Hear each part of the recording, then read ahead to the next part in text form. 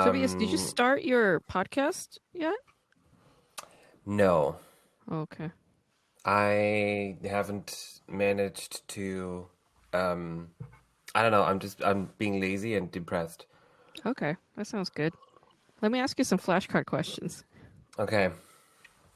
So you're a 25-year-old woman, still going to college, all right? You're I 25 and wish. you're still going to college. But you have a Yeah. reason. You have a reason. It's because you work two part-time jobs in order to get by, okay? Mm-hmm. You work at a convenience store as a cashier at night, and during the Mm-hmm. day, you serve at a fine dining restaurant.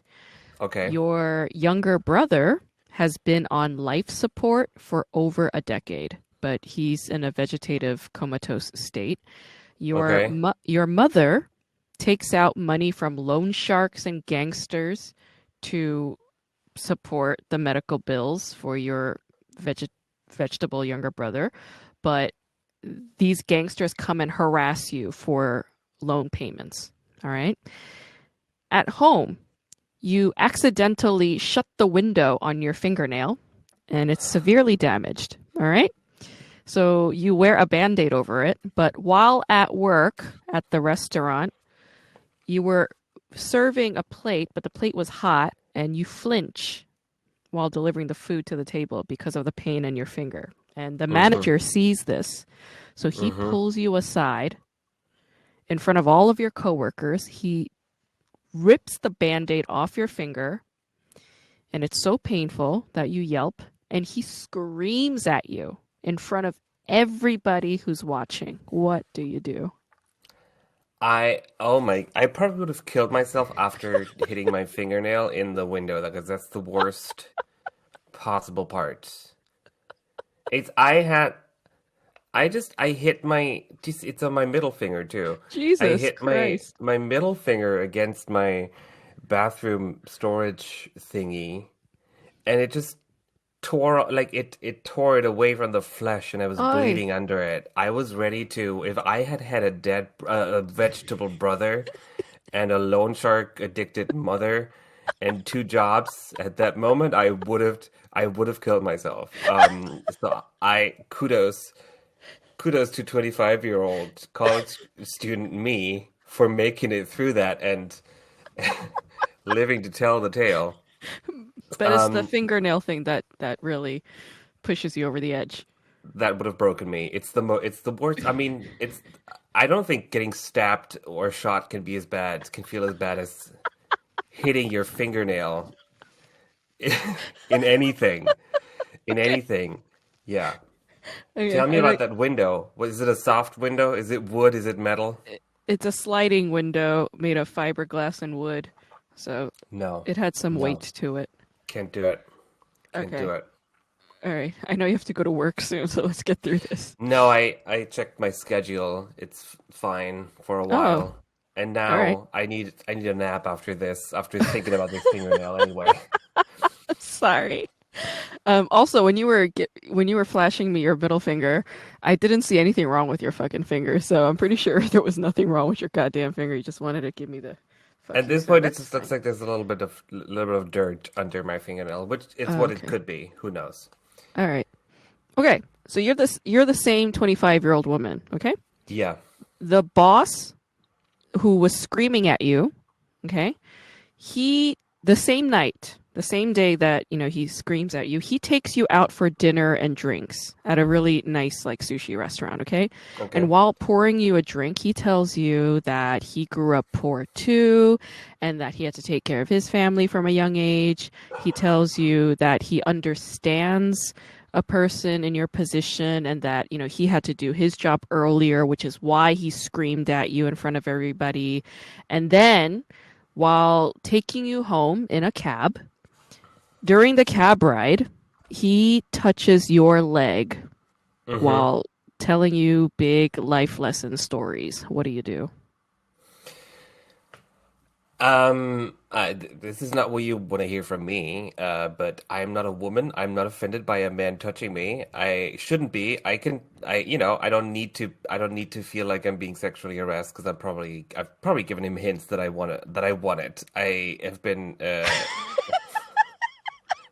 Okay. I'm setting back homosexuals and women's liberation by several Okay. All right.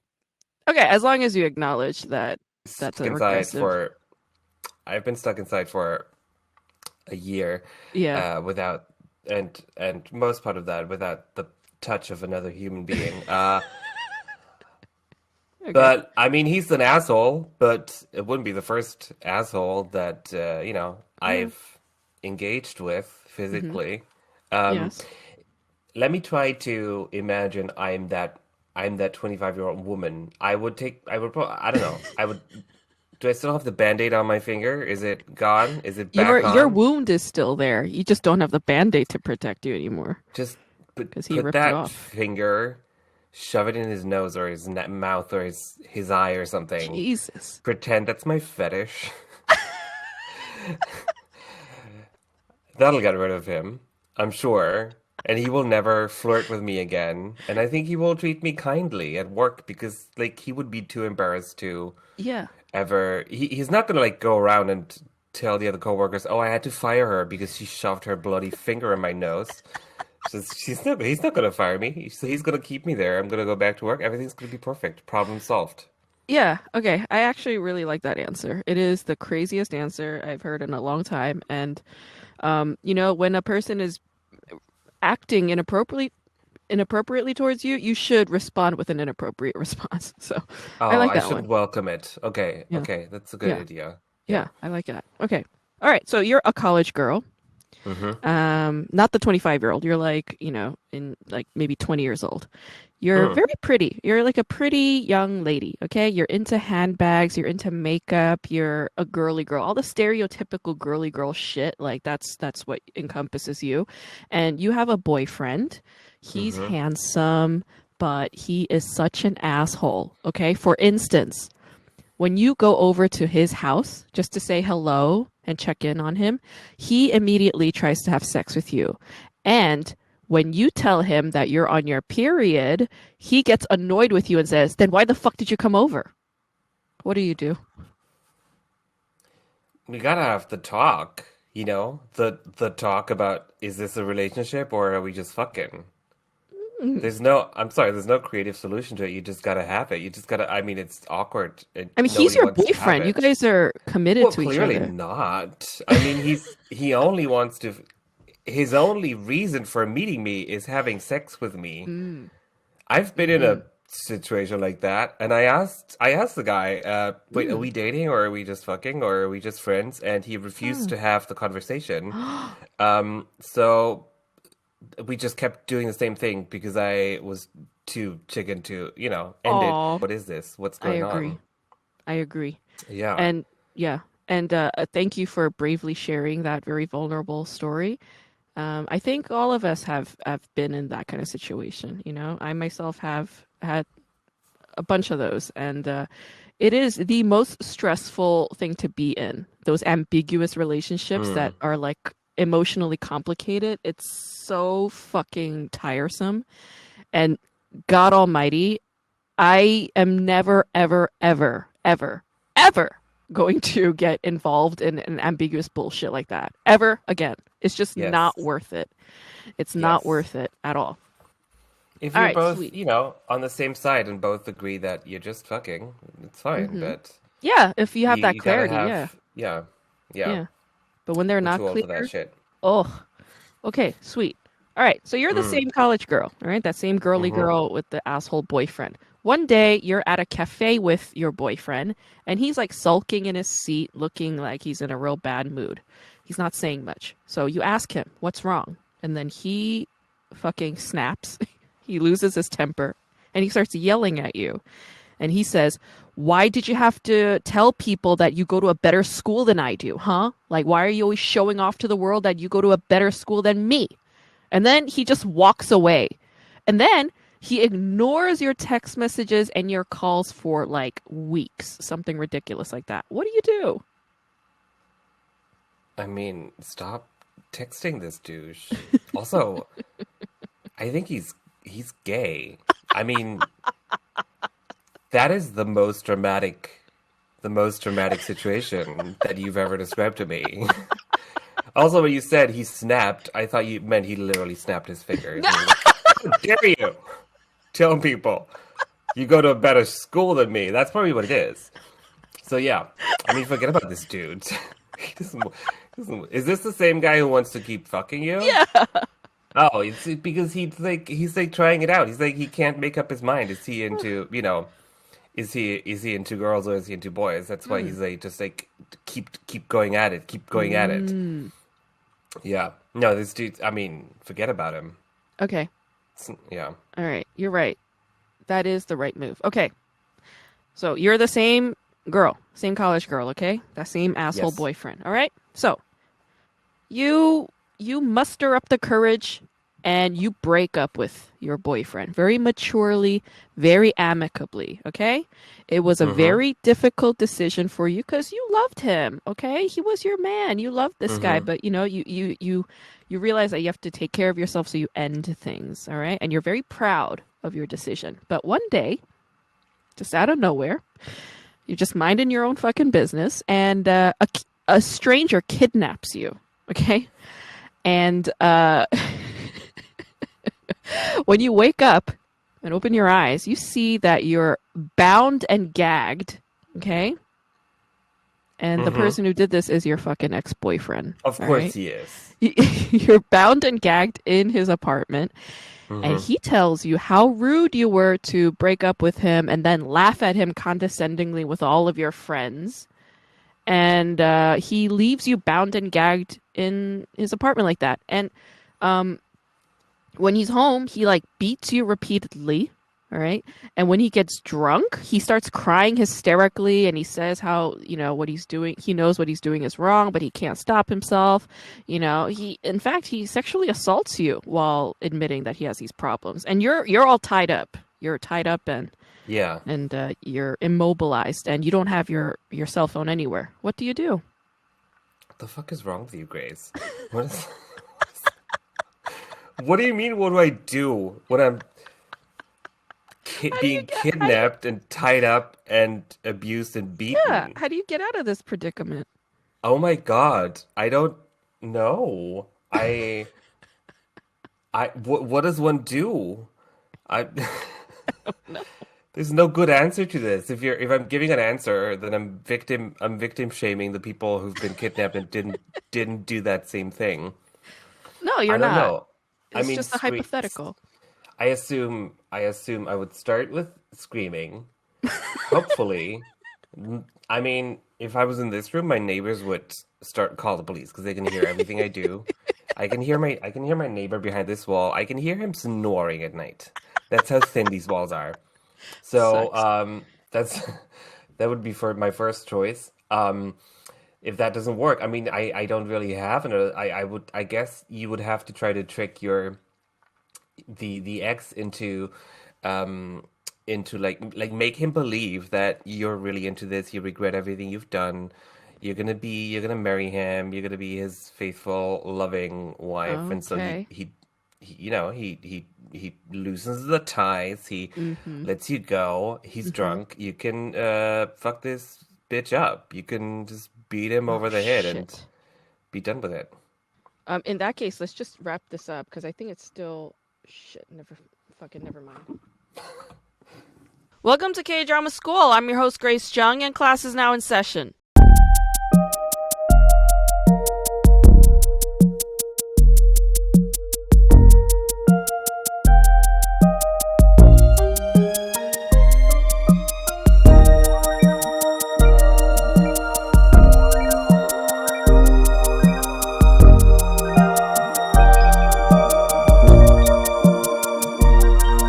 Folks, I'm sorry about the technical difficulties at the end of my flashcard series with my guest co host, Tobias Hauser. Thank you, Tobias, for answering these flashcard questions. I really loved your answers. I needed the laugh. I was having trouble on my recording platform, Iris. That's actually a platform that I've been having trouble with. Um, for a while now, and Iris was finally, after weeks of me following up with emails, able to answer with some suggestions to resolve my problem. Hopefully, it won't be an issue during this recording session, but man, oh man, did Iris fuck up two huge interviews. No, three. Three interviews were fucked up thanks to Iris. And I left the other platform I used to use Riverside FM, and they were about $10 more expensive than Iris, and they definitely fucked up some big time interviews a lot. But it's like it's one thing to mess up as a service, but then it's another to have shitty customer service, right? It's like, okay, like your platform has problems, we can figure it out, but if your customer service is shit and there are no solutions, then I gotta leave ya, right? I mean, I gave them 4 months of my time, and I was just like, that's it. I can't do this anymore. So I went to Iris, and Iris also has some issues with customer service, but thankfully they are a bit more responsive than Riverside. Ultimately, you guys, if you're doing a startup, okay, fine, you're good at programming, you're good at this and that, whatever, but you really have to hire a separate team to handle customer service more properly, okay? Because you guys, you fucking tech geeks and dorks are the worst at handling customer service. So hire people who are good at that, all right?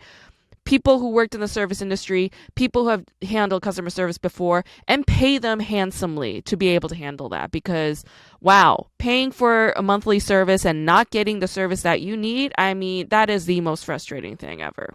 Right above, right below my neck and just before my shoulders.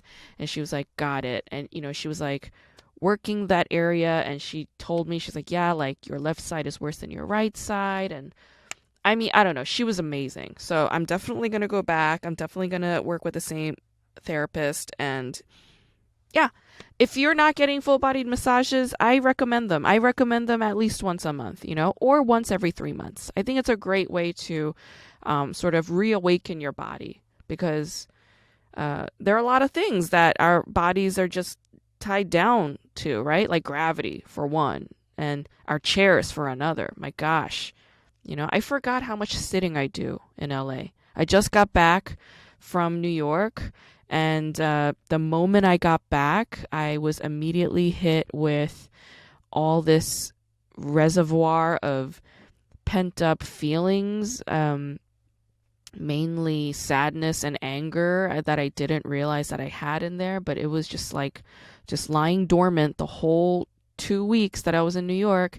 And then as soon as I landed in LA, the morning I wake up, boom, I'm like hit with it. It just all came rushing right back. But the adjustment back into LA has been all right. It was a friend's birthday, so I went to his party yesterday. We hung out. He had a fire pit in his backyard, which was amazing. So I got to smell a little smoke, which was nice. There was pizza. There were tacos. I brought ice cream sandwiches, those Toll House cookie sandwiches. I initially wanted to bring him an ice cream cake, but for some reason, neither Walmart nor Ralph's had ice cream cakes. And I was like, the fuck is up with that? So I was like, what's the next best thing? I mean, obviously a cookie ice cream sandwich. Like, you can't. I mean, that's the best one. That's the best. So I brought those. That was a big hit at the party. I bumped into a fellow Berliner. How do you call it? Like, I don't know. Like a friend of mine put it the best way. He was like, Grace, you're like a fake Berliner. I was like, yeah, that's a good way to put it. I would say she's also a fake Berliner. She's Australian, but she goes to Berlin often and stays there for, long periods of time, similar to me. And I saw her at this party yesterday, and I was like, of course I'm seeing you at this party, because, like, of course. And it was nice catching up with her. A lot of my friends are out of town this weekend. That's a weird thing. Just all at once, everybody's out of town. They're in like DC, they're in San Francisco, they're like all over the place. So I guess this weekend is the weekend to travel. I am going to be traveling again next month. I'll be in Boise, Idaho, and probably Oregon. I'm not sure yet. I really have to see. But you guys, I'm going to be back on the road again real soon. I'm going to be in North Carolina in September doing shows as part of this comedy festival, the North Carolina Comedy Festival at Greensboro, and I'm really, really looking forward to that because, man, it's it really sucked like not being able to go up on stage. When I was in New York, I was hitting the mics pretty hard, and that was great. It was great to be able to just hit mics and just get some stage time. I was able to do one showcase in Queens. That was a lot of fun. The one great reassurance that I got is like I'm not afraid of cold rooms. Like that's like the biggest reassurance that I got, like something I really learned about myself. Like I'm not afraid of cold rooms anymore. This Queens bar in Astoria, it was like a dead cold room, like maybe 8 people on a like Saturday night, and they want to be somewhere better. Or they're exactly where they want to be, but they just want to have a great time because it's a weekend night. And the comedians were struggling. About 5 comedians went up before me, and all of them struggled, and they all shit on the audience members. And I was like, that's no way to behave. Don't say that the audience is shitty if they're not laughing. And that's not to say that some audiences aren't shitty. Some audiences are shitty. They are. But even if they are shitty, it's still your job as a comic to get them to warm up. And there are ways of working that out. And I just realized, like, I'm not afraid of taking that on. Over the years, I just figured out how to do it. And, like, I'm not afraid of them. When I was doing a mic in Queens, again, this was in Astoria. I was staying in Queens. So I was doing, like, quite a few Queens mics and shows. There was another audience. I mean, I guess she's not even an audience. I mean, this was a mic, and this was just like a random woman at a bar on a Tuesday night. She was shit-faced, okay? It was like 9 p.m., and she's like hammered, and she would not stop heckling the comics. And you guys, it's one thing to heckle at a show, but it's another to heckle at a mic where comics are there working shit out, okay? They're working. Like, I don't come to your job and shit on your desk, do I? So when I'm on stage and I'm trying to work shit out, don't come and shit in my mouth, which is what she was doing. She, like, stepped on so many punchlines with the previous comics, and when she stepped on my punchline, I was like, no, like, not having it, right? And this was, like, a bar room, like, one of those, like, old school divey Irish bars. And it's like, that's my kind of room. I love those rooms, right? And, I just let her have it. And everybody in that bar went buck wild. It was like a great feeling. So I had a great time in New York. I learned a lot about my friends and myself. Actually, today's guest, LJ Kim, or Yu Kim, he is a brother to one of the friends that I was visiting in New York, upstate. She's a professor at the University of Toronto in art history, and she's amazing. And she and her younger sister Miru, like the Kim siblings, like they're just friends of mine. I've known them for like 10 years now. They're all really good people. Each of them are very, very different from one another.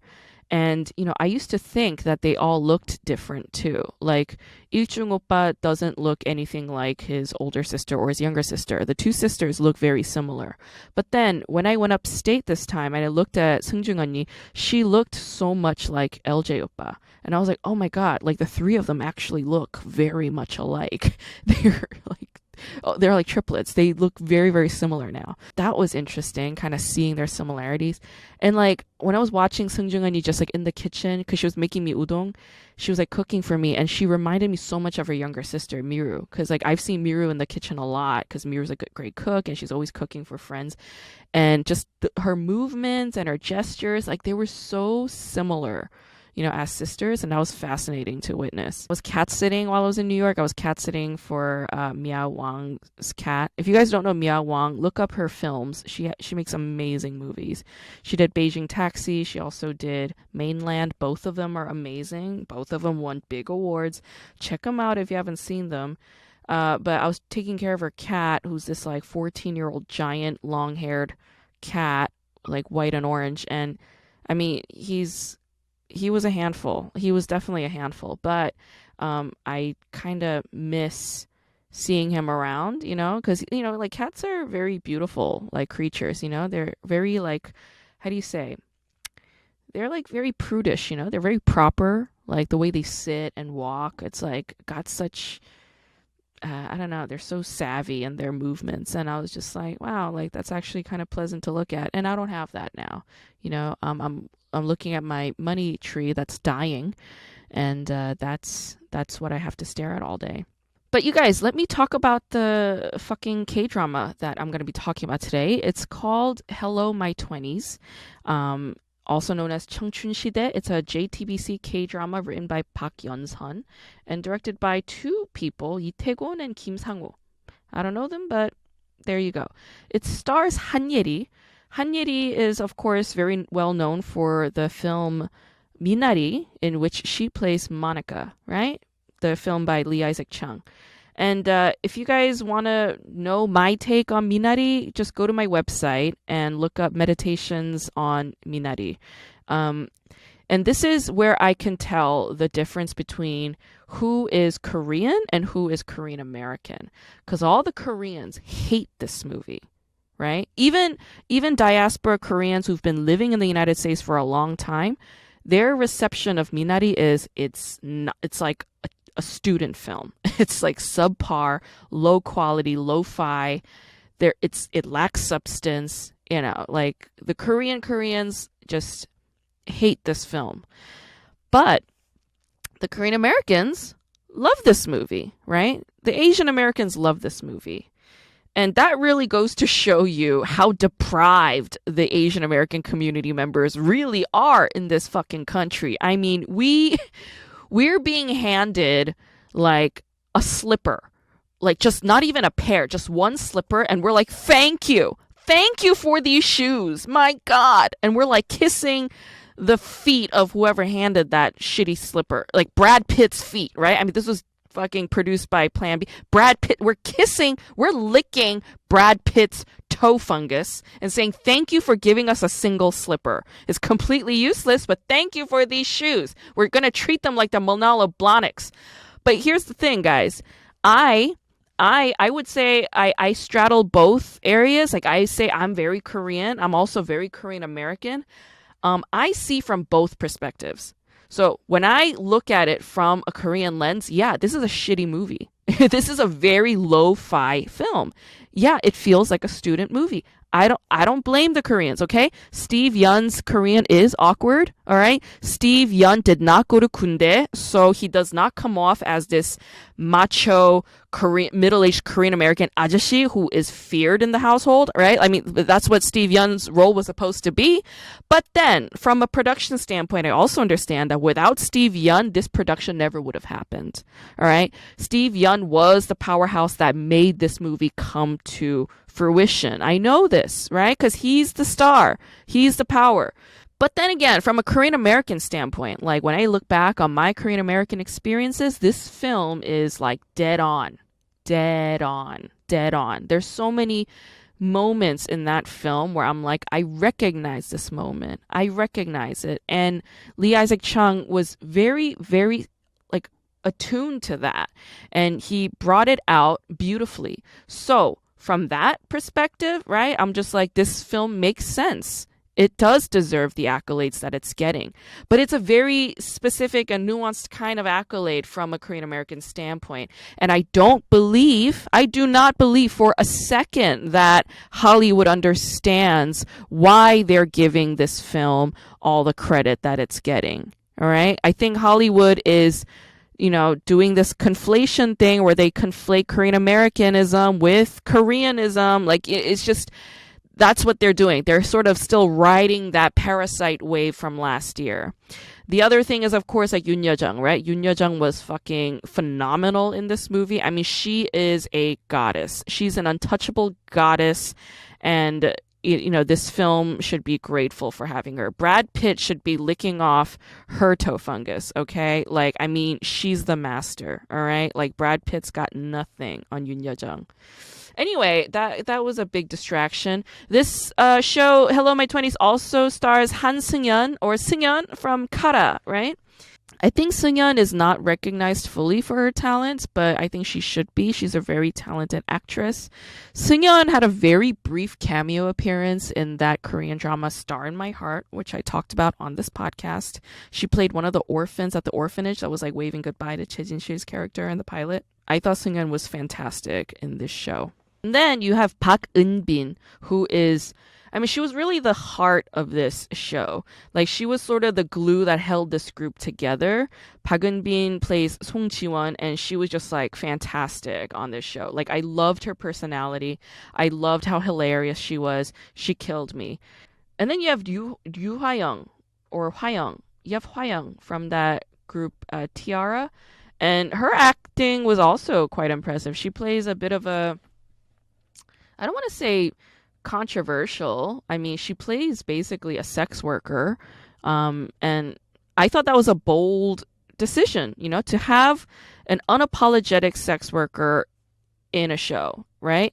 But then later on, that sort of changes. Like, I mean, she goes through a change. And I mean, her narrative actually in this show was a bit weird. I don't know how I feel about it. I'd love to hear from you guys and what you think about it. And then you have Park Hae-soo, who plays Yoo Eun-jae, and I thought her role was fantastic too. But unfortunately, okay, very very unfortunately, this show has a season 2. I don't know why they did it. They should not have done it.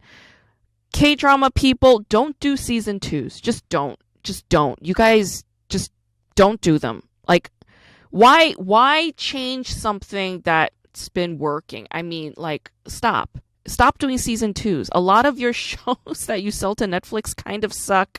They don't deserve season 2s. This show should not have had a season 2, okay? The worst thing that they did for season 2 was hire to replace Park Hae-soo with another actress named Ji-woo, but Ji-woo was playing Yoo Eun-jae. Like, they were just gonna pretend like they didn't swap out an entire character with a different actress, and that was very jarring. Like, they didn't even find an actress who was anywhere close to Park Hae-soo. I guess that's impossible to do, right? Because if you have two different people, they're just gonna play two different characters. This character sucked. Like, Ji-woo's Yoo Eun-jae sucked in season 2 of Hello My 20s. I do not recommend season 2 of Hello My 20s. Don't watch it. If you loved season 1 of Hello My 20s, just preserve that beautifulness and that experience. Don't watch season 2. Season 2 sucks. I love this drama because it addresses so many very real issues that young women go through in their early 20s, right? So this is focused on college women. A few of them are like from out of town, like they're not Soulites per se, but they're kind of, you know, making it on their own in the city. And this show focuses on very nuanced things. For instance, the girl who plays like Yoo Eun-jae, like Eun-jae's character, when she first moves to Seoul from her countryside area, she's like very fearful and anxious, right? Like, she's just not used to that fast-paced urban life. She's not used to speaking up. She's very timid, very quiet.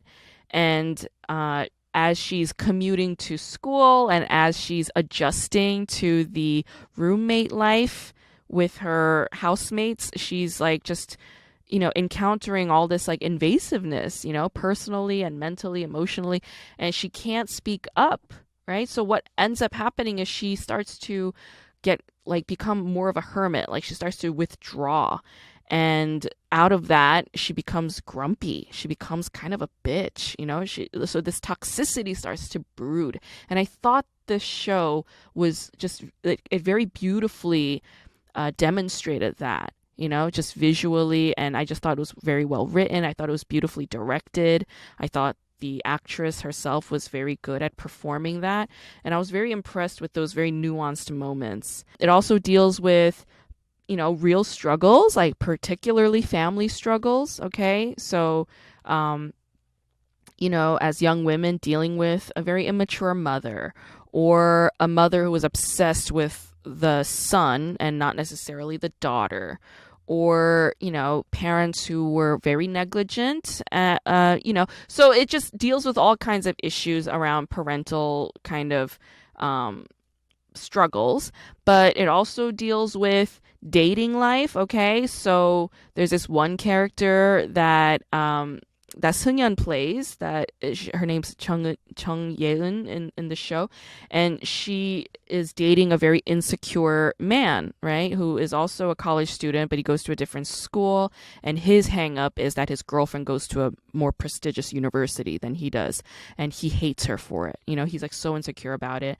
Like she'll come over to his apartment just to say hello, and he'll be like, oh, let's have sex. And she'd be like, I can't, I'm on my period. And he'll be like, well, why the hell did you come over then? Like he's just such an asshole, right? Such an asshole. And, it's one thing if you write a male character who is just a blatant asshole, but you're not intimately involved. But it's another and a lot more, in some ways, realistic if you show a character who is very, very toxic, but the other character is very like emotionally attached to him, right? And um, that is a very common experience among young college women, right? That's something I definitely went through multiple times in my 20s. So I understand that feeling. And I was so glad that a show like this was visually showing us that. Okay, I don't have much else to say about this show. I just think it's very well written. I really strongly recommend it. The guest that I'll be talking to today is LJ Kim, also known as Il-jun Kim. Like I said, he is getting his PhD in ethnomusicology at the University of British Columbia in Vancouver. He's a really brilliant guy. I really always enjoy talking to him because he's smart, he's well read, he's always interested, he's like interested in pop culture. And he's like very open-hearted. I mean, he's very like connected to his emotions and very sensitive, and I really appreciate that about him, because like a lot of the times when you get academics, like there's so much up in their heads, and they're like very driven politically. But for as long as I've known LJ Oppa, he's been a very considerate person, like I mean, like he read my book when I wrote my novel like almost 10 years ago and I published it. He read it and he like told me, like gave me feedback. He read my other books. He's somebody that I consider a dear friend. I appreciate him, and he's just a joy to talk to always. So yeah, let's talk to LJ. How are you, Oppa? It's been a minute. I haven't seen you in a while. No, I feel like I see you all the time though, like because I watch you your YouTube.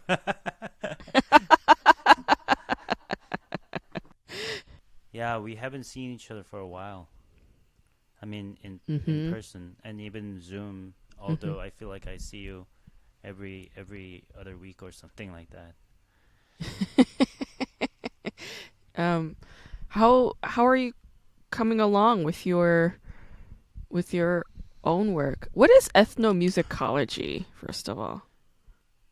How do you say that? It's like a, I used to say like it's a music study of music in cultural context, which is not Mm-hmm. entirely so bad, but it actually can be more than that. Also, like if you can just it's like in the music, uh, in the point of music making for Mm-hmm. like as done by human beings, basically. So yeah, so it's like anthropology plus musicology. So Mm. some ethnomusicology departments is actually in anthropology department some Mm-hmm. places, but I mean usually they're in music school, but then still Mm-hmm. it's just kind of in between, and also like sociology as well. No, I think your field is so interesting. Your field is actually very similar to my field in that it's highly interdisciplinary. It's Mm-hmm. very Mm-hmm. difficult to really narrow down what my field is because it's very broad, and it's very new. And I feel like your field is similar in that it's highly interdisciplinary, it's very broad. I'm sure there are numerous methodologies. Yeah, so your field fascinates me. Do you know Timothy Taylor? No, I don't think so. unfortunately. He's over at UCLA. His wife is Sherry Ortner. Oh yeah, she's Um, famous. oh yeah, she's She's very famous. Yeah, yeah. He's married to her, okay. and he's like an ethnomusicologist of Oh. some sort. Yeah, he wrote this great book called Sounds of Capitalism, and Mm. he examines like early radio jingles and what that meant, like how that shaped consumerism in America. It's really a fascinating study. Yeah. Okay. But yeah, he when he came in to talk about his book, like in one of our seminars, he Uh huh. mentioned his wife Sherry Ortner about 30,000 times. We were like, uh, obsessed with your wife much? There's Hmm. there's a this recently became a faculty there in UCLA is a Catherine Inyoung Lee. Believe Mm. that's her name. Like I mean she her name is Catherine, but Hmm. last name I think is Lee. But Okay. she also kind of she's a definitely ethnomusicologist and she studied Mm. her research was on like a Samunlori and Kim Doksu stuff. Oh, So like she's very good writer as well. So like yeah, good for her. For okay. she was in UC Davis before. Yeah, no UC Riverside, and then she moved to UCLA recently. So Oh, okay, cool. Thanks for mentioning her. I'm fascinated by Korean like traditional music. Um, I would say like I was just thinking about this yesterday, and let me see if you agree. When I listen to pansori, mm-hmm. it feels the feeling I get is very similar to how I feel when I listen to hip hop because Mm. pansori has this sort of empowered kind of vocalization and lyrics. It's like 건방져, you know? But not Mm. like it's not a turn off kind of 건방져. It's like Right. I feel good. I feel enhanced. My ego feels Mm-hmm. enhanced. My awareness and my consciousness feels excited, you know? So it's kind Mm-hmm. of like watching like hip hop artists to an extent, you know, like when they're flashing like their jewelry or Right. their whatever like whips they have or houses they have. It's like that kind of enhanced ego like puff up, you know, but that empowerment, you Mm-hmm. know, kind of like I'm dope, like I got dope shit, I'm the shit. You need to listen because I have a story to school you on. And Mm-hmm. Pansori has that same exact kind of gusto about it. And I feel it like viscerally when I listen to Pansori live, you know, or like Korean drumming live. It's Mm-hmm. very like, I cannot like when I heard like live like Korean drumming, it was like children were doing it. They were just doing the like the big, I don't know what the drums are, but it's like you stand and it's like this. There's like a Right. big, you know, barrel drum and they're just hitting it with the two sticks. And they were just children, like middle school kids doing this, but I was sitting in my seat just like my whole body was like Mm-hmm. crunched up like this cuz I felt Right. so much like rhythmic vibrations and intensity, you Mm. know?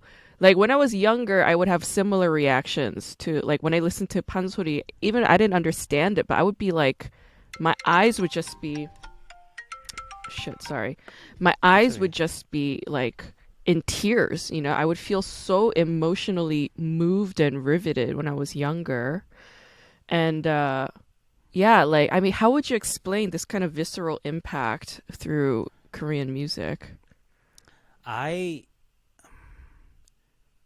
it's it could be something that a lot of Koreans can kind of feel as well because when I mean before studying ethnomusicology, I was actually studying more traditional Korean music, Mm-hmm. doing studying composition and but then the first time I got in, although I didn't really have any background before, I was very moved when I saw this drumming concert. It was actually this done by Kim Yong-taek 선생님. He passed away, but he was like one of the masters in like a 굿장단, so like a shamanist, this kind of the percussion genre.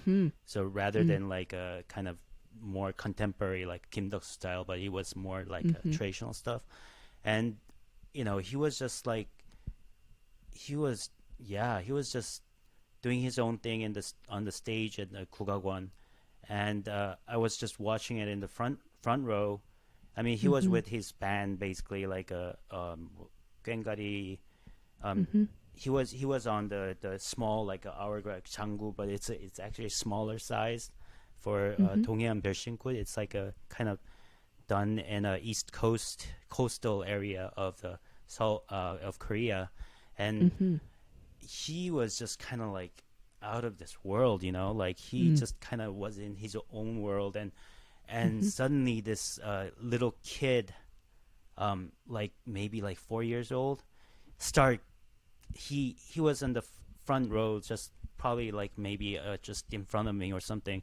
He start dancing, jumping around, in front of them like crazy, and he was just so excited also, and just watching that, like I could actually get into that feeling also, and it was amazing. It was just, and Pansori, I always had that kind of the really hip kind of feeling about Pansori. It's like I used to think when I was younger, like when I listened to Pansori, I would say it's just kind of boring, and it didn't really do much. But when I start getting into it, it was so much fun. There was all this kind of storytelling and all this emotions crossing, and just with the with it was just something very new and fresh, and although it's been around for thousands, I mean not thousands, but hundreds of years, right? So yeah, and there's like this recently there's in K-pop there's also this kind of visible effort done by like a hip hop artist, or like to try to mix in those kind of traditional 국악 element, like August D doing Techita. I don't know if you know that song, but it's like August D is BTS, one of the member, and he's I think he's like BTS fans will kill me for not knowing his other real name, but he uses August D for his like a solo stuff that, and Sure. this Techita is really interesting. He kind of mixed it Techita, which is traditional marching music, into this hip hop, and also there's like a Robbie that came out just recently, called Pom or something, and there's actually in the background the chorus is done by like 5 pansori singers, and he kind of dances to it, and he has his own verse, which is very cool. You should check it out. Pom, I think it's called Pom. Yeah, so That sounds amazing. Yeah. yeah, they're just kind of, K-pop is so big these days, and Yes. they're just kind of trying to, I don't know if you know who Cedarbo Seiji, Dr. Cedarbo Seiji is, but she's Yeah, like I know her. yeah, she's a very amazing scholar on Yes. Korean popular culture, and even like Korean culture in general. She's Yes. originally she majored in like a Korean dance, like a traditional dance, like a talchum, and she's really known for her research in K-pop these days, and she just kind of is also exploring this research into more like how they consciously use this like traditional elements into the Koreanness and Korean K-pop, and how Mm. that's influencing the international audience as well. It's also kind of, in a way, the government is also promoting a lot of these as like their strategy to just um, advertise Korean culture, I guess. And Is she in Vancouver? she used to teach here and as a postdoctoral teaching fellow for 3 years, Okay. and I got to meet her, and I got to actually TA her one of her class, really popular class about on Korean popular K-pop. It Sure. was called Yeah. Korean popular music in context. So she Like kind right of. now, like people like you and I, um, we have some weight in the market. You know what I'm Mm-hmm. saying? Even Mm-hmm. though ethnomusicology and cinema media studies as a field, they're not really considered like all that important in the realm of academia because all the STEM fields take all the funding and they get all priority. But since we study Korean popular culture or Korean music, I study Korean television, Mm-hmm. there's a big demand at all Yes, times for K-pop for sure, but for Korean television as well. Because of for course. Korean TV, not a lot of scholars write about it or teach it. So, yeah, like in that regard, I know that I have a leg up. Yeah. So, I mean, it's like now's the time. We're really striking while the iron is hot. So let Mm-hmm. me ask you, because I really loved your paper. You wrote this Thank great you. paper about hip hop, like feminist hip hop artists, and Mm-hmm. how feminism is currently, how do I say, how feminism is currently activated in Korean society um, Mm-hmm. among fans and among the hip hop artists group. How certain other hip hop artists who are cis male, how they are responding to cis female hip hop artists and their claims of, um, social injustices, right? And Mm-hmm. sort of that reaction and response. It's interesting. It's like there's like this call out and call back and response. It's in a way, it's like their beef, like their tension in the hip hop sphere is almost a spectacle. I mean, that in and of itself is a performance that we're Right. looking Of at course. from a distance, and that was what you were doing. You were analyzing that specific tension. Like, Mm-hmm. I mean, what do you think is the cause in this particular context among these male hip hop artists? Why do you think they grow defensive or uncomfortable or nervous at the face of women, female hip hop artists, complaining about social injustice or claiming feminist rights? Like, what makes men uncomfortable? So I don't think it's just a kind of inside the hip hop. It does, it's I don't think it's a problem inside the hip hop community only, but just in general. So society is uh, not so open, and they stigmatize the concept of feminism um, very much. And I, because just to say something like, because this is about a Korean, like a drama show, I mean drama podcast, I just put in the context. I've been watching this show called Mad Men, and it's a, I think you mentioned it once in the previous podcast once, and then uh, but it's like like a advertising agency in the 60s in America, right? And how it's really there's a lot of misogyny going on, and just sexism is just very prevalent in this work. I mean, society in the general. And I was watching this, and I was like, "Oh, this is like a Korea these days." I mean, it's Korea is definitely better than that, but then still, it's not much. So Yeah, I don't yeah. know.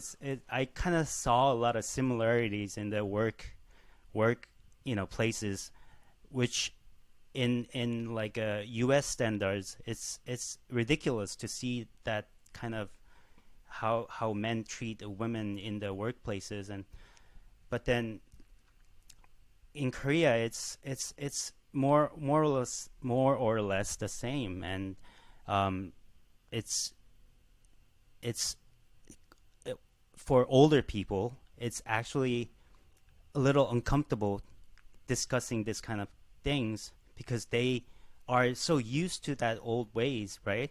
But then in a younger generation, there's this kind of conversation going on through music, and I think that's amazing. I mean, I'm not trying to criticize like a male artists who are, I wouldn't say they're misogynistic or anything, but they just kind of follow this kind of like a regular kind of hip hop theme where like a kind of dominant man is viewed as like some kind of one with the power. And that's been going on in hip hop in general, so they just kind of try to follow that. But then there are feminist rappers, rappers who are vocal about this women's equality, and they're trying to just kind of start this conversation. And I think that's just amazing. Yeah.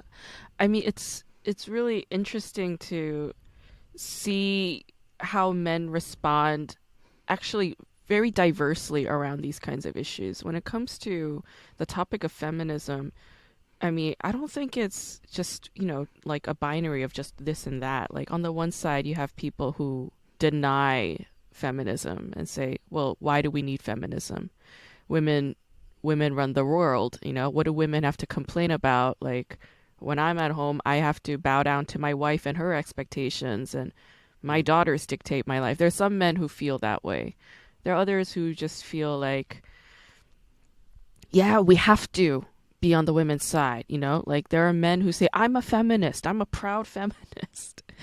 With men like that, a lot of women are very skeptical. They're like, what does he want? But then there are others who just kind of take a step back from both of those angles and say, well, how do we let these ideas cohere as just a normal part of our understanding? For instance, women feel the fact that women feel the need to create an idea, a concept called feminism in the first place, is very similar to the reason why Black Lives Matter exists as a concept. The reason why we say Black Lives Matter is because the default hegemonic expectation is that Black lives do not matter. That's just the baseline in mainstream society's thinking that is deeply rooted with white supremacist default mode of thinking, which is dehumanizing Black bodies, right? So to say Black Lives Matter, the fact that that is necessary is in and of itself already shocking, right? But we have to say it because we have to actively resist the hegemonic standards, right? That's why we say Black Lives Matter. That's why we say feminism, women deserve equal rights as men, because the hegemonic expectation, the default mode was that women are not human. Women are inferior to mankind. So women said, right, in the early 20th century, they were like, we are feminists. Women deserve equal rights, equal pay, the right to vote, the right to live, the right to not be raped, the right to have certain rights, right?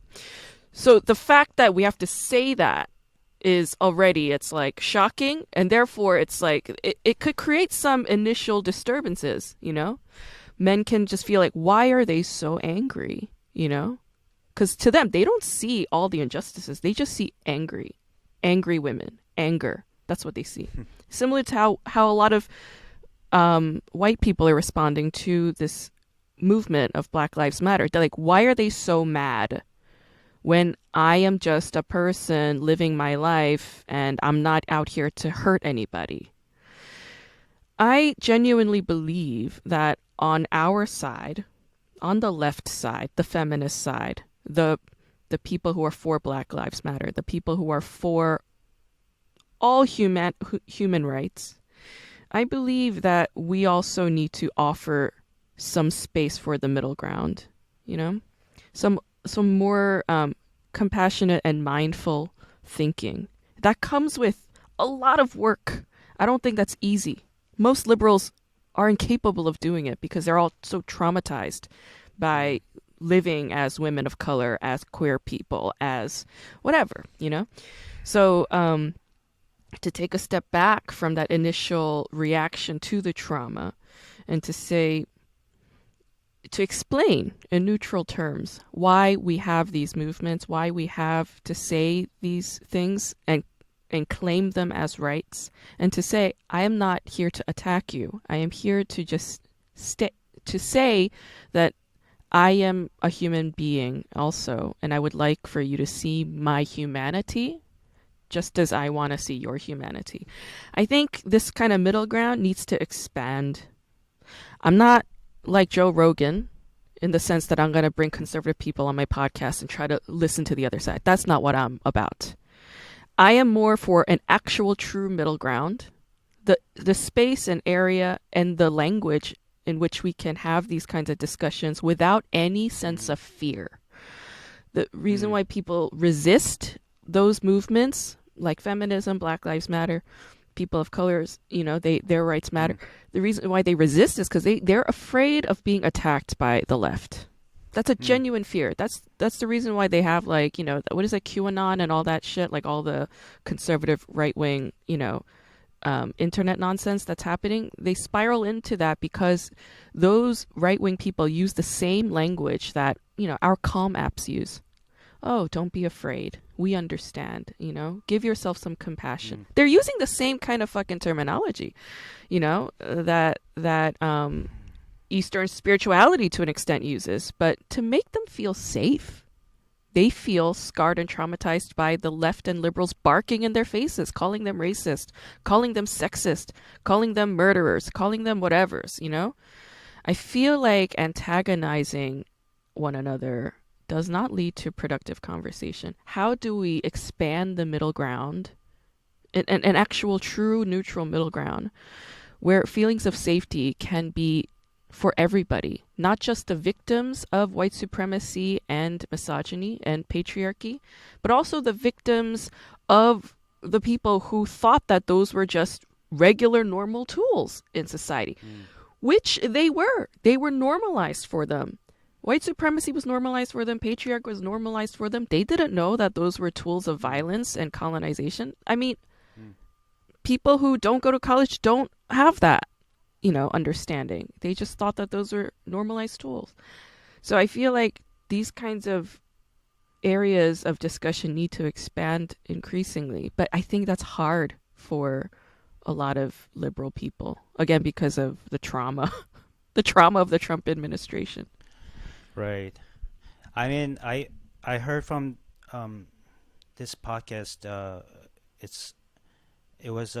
I think he's a psychology professor in Yale, or his name is Steve Reisner. And he said something about how liberal people are actually also very scared of what's going on, so they don't want to really kind of express their opinion as well, because they're just kind of scared how they're, like, especially after Trump era, it's just, it's a whole, to expressing things is actually, even saying Black Lives Matter is in a way, kind of risking their security. And yeah, so like he was actually saying that we don't do much, we can do even more, but people are just kind of scared, and they're just kind of always in the house because of COVID. They're just so afraid of going out. I mean, conservative people just they didn't care about like wearing masks or whatever. Mm-hmm. But even liberal people, they're just kind of in the room. They're like, oh, I'm so scared to go out. You know, Mm-hmm. there's riots going on, and yeah, just Yeah. whole just I definitely agree with you on just expanding this middle ground. And I mean, I used to. I mean, I always kind of thought of myself as leftist or Mm-hmm. liberal person. But then Mm-hmm. I've been recently kind of thinking it's just kind of you need to hear the both sides of the story as well. It's Mm-hmm. just it's good to kind of have different perspectives. Like Mm-hmm. um, you cannot just kind of entrapped in your own Mm-hmm. sense of righteousness, and but Mm-hmm. you have to see what really the world is like and why are there this these problems Mm-hmm. that bothers you. And but if you don't look at the other side, you cannot really see that. You're just always be angry, and Yeah. that's all you can really do. Yeah. The feeling of anger is what gets to me because I don't like feeling angry. It's one of my mm. least favorite feelings. Mm-hmm. Um, and that's why hip hop and pansori for me feels so cathartic and wondrous for me because that's the space when your anger is totally and utterly valid. Pansori is so badass. Like when I listen Mm. to a woman, schooling me on how it was back then with that guttural vocal, and with the male, the man who's playing the puk, the changu, like in front of her, Yeah, and like they're doing the Boshu. callback and response, right? And it's so fucking badass, I'm like, yes, ma'am. Yes, ma'am. School me on this shit. Like, fucking whoop my ass. I'm here for it. That is like where righteousness, self righteousness, that anger, or that passion, it's passion. That's when Mm. it's like, yeah, it's appropriate, it's safe. It's like we know what this is. We're in the liminality of music, and it's like it's a wonder. I feel like that's where healing happens. And Grace Lee Boggs said this, and I always mention this wherever I can, but in her last book, right before she passed away, in like I think it's called The New American Revolution or The Next American Revolution, she wrote this like in the Mm. early 2000s. She was like, all the protests and activism that we did in America, and she was part of the civil rights movement. She was like, they're ineffective. She said this. She said this Mm. years ago. She was like, they're ineffective. You marching on the streets, you tweeting, it's ineffective. And then she was like, we need to revolutionize the way we protest. And she said, the way we do that is by growing our souls. That's the quote, grow our souls. How do we grow our souls? She said, art. Mm. That was the answer. You know who else said art? Bell Hooks said that. She was Mm. like, art counts. Bell Hooks said that. So it's like, well, there you go. There's our fucking answer. What is more neutral than art, right? Like when I'm writing in my journal, there's a lot of anger there. There's a lot of, Mm. disappointment because I'm writing out a narrative. It's in a linear sentence structure. I'm formulating my thoughts as I'm putting them down. But when I'm Mm. drawing, right? Like sometimes like I'll go to the park nearby, I'll like, smoke a joint and then I'll just, draw in my sketchbook for several pages. Mm-hmm. There's nothing more neutral than that. I'm still expressing myself. I'm communicating my feelings. I'm putting them down on a page, but they're not in words.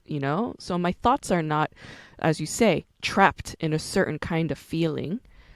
It's a lot more neutral and fluid than that. And, there's catharsis there.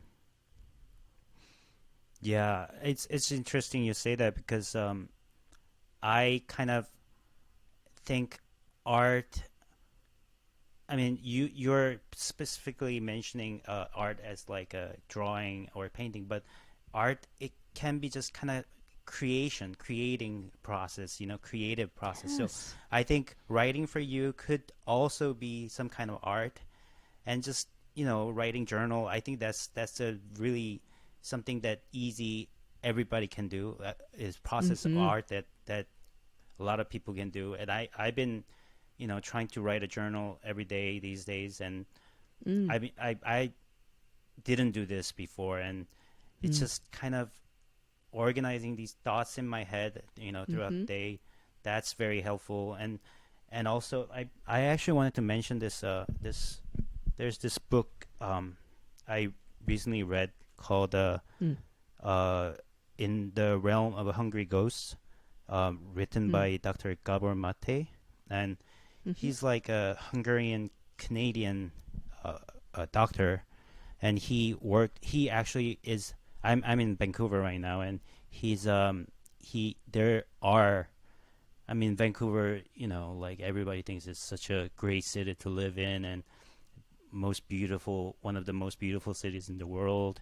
Mm-hmm. Um, but there are some parts of the city that's very, it's called like Hastings, East Hastings area. There's a lot of Mm-hmm. drug addicts there, and they're just, Mm. you know, it's like it's a generally, a part that you want to kind of avoid going by Mm. yourself Mm-hmm. or walking there.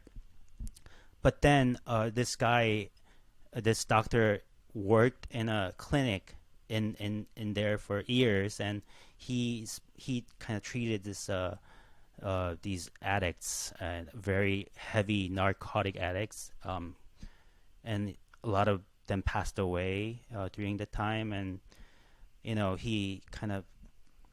he helps them to recover, but just kind of sustain their lives as well.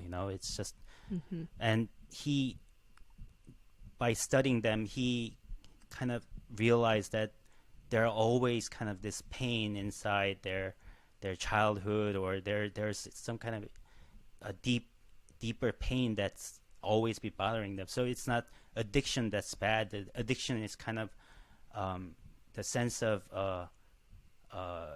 tool, like that's how to deal. They use their addiction to deal with their pain and Mm-hmm. emotional pain that's Coping been mechanism. there, right? Mm-hmm. And so he's saying that the addiction could be that's like a kind of extreme case of addiction, but then Mm. there are a lot of people have all different kind of addiction, like shopping addiction, gambling. I Mm-hmm. mean, gambling and like a drug Mm-hmm. alcoholic is they're definitely Food. severe ones. But then, yeah, food, Yep. eating disorder, Mm-hmm. Mm-hmm. or shopping, or Mm-hmm. workaholics. There's all Mm-hmm. kind of addictions. If Yes. you think it's bad for you, and it's bad for the people around you, and if you can Mm-hmm. stop it, he's saying that's all kind of sort of addiction. So like Yes. it's something that all humans need to kind of understand, this kind of Yeah. yeah. So like, and then he said at the end, like, he's actually suggesting some of the things that could help overcome Mm-hmm. this state. And he said the most important thing is to create Mm. whatever that's inside, and this creative process can be actually a healing process as well. And Mm-hmm. it's an amazing book. You should definitely check it out. If I love Yeah. I love that idea so much because what he's trying to do is generate empathy because drug addicts are highly stigmatized in this country. I mean, Mm-hmm. I'm not a friend with her anymore, but we grew up together, she and I. She became a psychiatric nurse, Mm-hmm. and she told me, she was like, I hate drug addicts. She was like, they are the most annoying patients that I get. They're Mm-hmm. so needy. They're so they have so many excuses. She was like, they are the absolute worst. I mean, she was like, they're like children, like they need everything. They're like, they're complaining a lot. I mean, and it's like, yeah, if you weren't able to overcome those pains or those challenges, and you always had drugs as a fallback, then you never developed the tools and the social skills in order to overcome those daily challenges and whatnot. Mm-hmm. Um, what that means is they need help. They need our support as a Right. society. They need our empathy as a human race.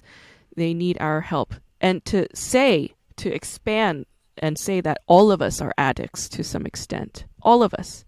that we just happen to be lucky that we're not drug addicts per se, but we are workaholics, we are food addicts, we are Mm-hmm. television addicts, we are, addicted to whatever else, alcohol, so it's like to say that drug addicts are losers of society or they are leeches of society, to stigmatize them and to let them kill one another off or die themselves, die or be homeless or whatever, is to sort of point at our own inhumanity as a society and be like, we can't stigmatize them.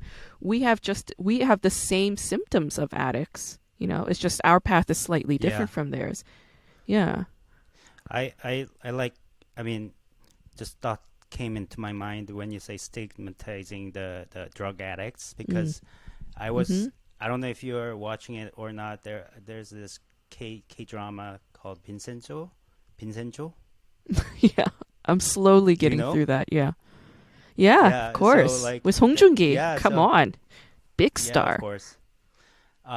So my wife and I have been watching the show, and there's this Yeah. uh, there's this two kind of there's one really bad guy who's like a really young sajang who killed a lot of people, and there's his younger Whoa. brother who's Mm-hmm. kind of he's he's just kind of uh, really traumatized by his older brother that's been killing a lot of people, killing his own father, and Jesus.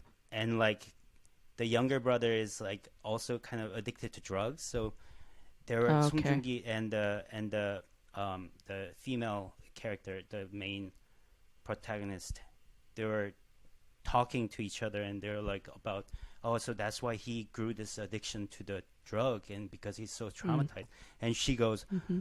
yeah, but still he shouldn't do drugs. That, and Mm. then it just kind of, I was like, what? It's like that's how he, it's just kind of amazing how he survived through that traumatization, like, but they're all, she was actually criticizing that he used drugs. You know what I mean? Like that's very, I thought it was very Korean, like, and Yeah. I mean, it's not only Korean, but still, it's definitely stigmatizing the drug Yeah. itself as It's as a it's a problem. fear. Yeah, yeah, yeah. I think we really need to kind of remind ourselves where the word phobia comes from. Phobia just Mm-hmm. means fear of, right? That's why we Mm-hmm. have xenophobia. But for some reason nowadays they use the term xenophobia as like hatred of the other. Mm. Xenophobia does not mean hatred of the other. It means fear Mm. of the other. Mm. So, fear of drug addicts. Okay, that's understandable. When somebody's on Mm. drugs, they become less predictable. Okay, Mm. their mind is in a place that is not in our realm of what we call our so-called reality, right? Our shared, so-called shared reality. They're not there. So we become fearful of them. And then we say, well, we need to lock him up and put him in an institution or put him in the ghetto or whatever. And it's like, all right, well, I mean, let's reconsider this, right? Like this particular Dr. Mate's doing, saying all of us are addicts of some to some extent. I think Korea Mm. also has a lot of this fear of drugs, and it comes from McCarthyism, it comes Mm. from Reagan, it comes from Nixon, it comes from America generally, you know, and I talked about this, I think a couple episodes ago with Haeyeon Park when I said that Mm. hemp grows all over Korea, right? I mean, Mm. when they wear the sanbe for the funerals, right? The what is it? Is it Mm. called sanbe? What's it called? Hemp? 삼배. The Yeah, 삼배. yeah, yeah, yeah, yeah, yeah. They wear the hat and it's made of hemp. So Right. hemp grows all over Right. Korea, and there is Mm. no way in fucking hell. There's no way in fucking hell that Koreans did not smoke it back then. There's no way in fucking hell that Koreans did not understand hemp and its medicinal uses. There's no way in fucking hell Mm. that shamans and, hanbang herbal Mm. medicine people and acupuncturists did not understand fully and know the benefits of cannabis and hemp. There's just no fucking way. But Yeah. that tradition has been erased, much like Mm. how shamans were run underground because, military dictators in the 70s were just like, we need to modernize as a society. Look at America as the model. America is anti-hemp. They are pro-alcohol. They are pro-hard machinery, hard sciences, chemicals, alcohol. Let's go there. And so this phobia of any alternative medicinal herbal drugs have just, enhanced in Korea to the point where even on a show that is, in my opinion, not that great, like Vincenzo, you have this phobia of drugs. It's even in the first few episodes when they're all like, well, Vincenzo's somebody to be aware of because he might be linked to like drug cartels or gangsters and drugs in Italy, or it's probably drug related. And even Vincenzo himself, like in the show, he's just like, oh wait, like there was like some kind of drug thing coming in among the youth. He's like, oh, that's no good. There's this like very like Nancy Reagan ideology embedded into Vincenzo that's like very elementary.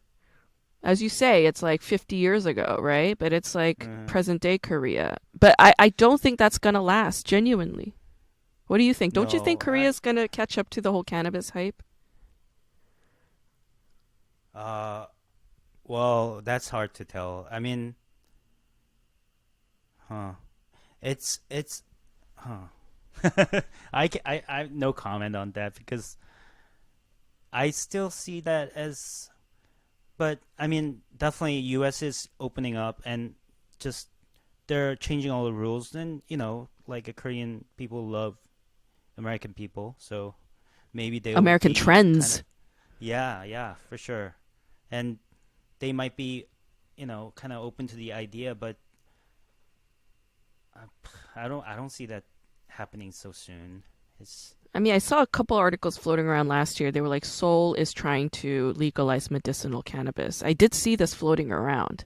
And I know that there are a couple activists, like grassroots activisms that are happening in Korea around the legalization of cannabis. And the thing is, South Korea, like you say, like South Koreans love American people. I don't think South Koreans love American people. I think that's nonsense. I think South Koreans still harbor a lot of anger towards American people. But when it comes to American trends, South Korea is all about that. Like adopting trends and making it like next level. South Korea is so fucking good at that. So I feel like once South Korea gets hype with cannabis, it's going to be like K-cannabis at some point. It's going to be fucking huge. They're going to put fucking like all kinds of cute branding shit, cool ass branding shit around it, and it's gonna sell like motherfucking hotcakes. There's gonna be fucking, they might make a cannabis kimchi or something like that. Cannabis kimchi. It's gonna happen.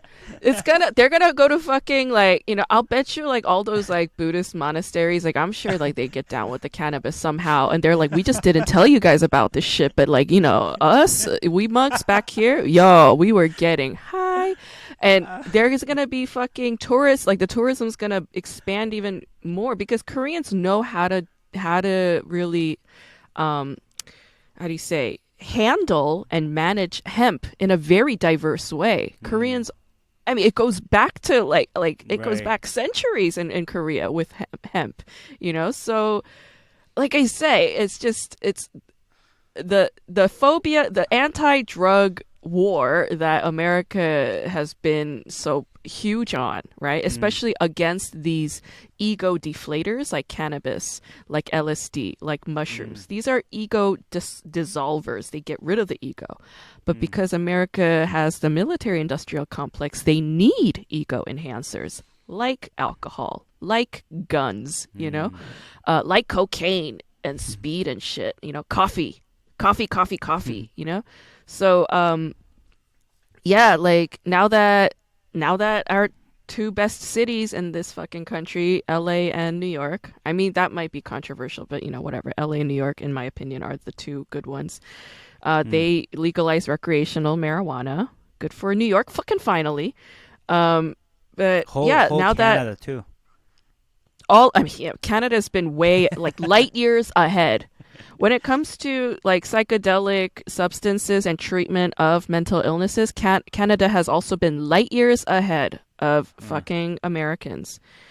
I really think America needs to grow out of this provincial mentality. Genuinely, there's mm, so much possibility for that mm, evolution, and it just takes.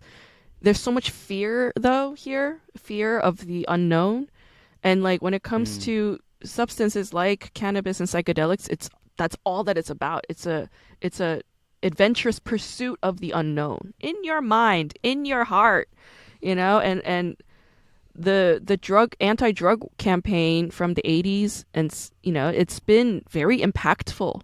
People are very afraid of drugs and afraid of drug addicts for these reasons. And so yeah, I'm hopeful, but we'll see. Let me ask you about your work a little bit. Like, mm-hmm.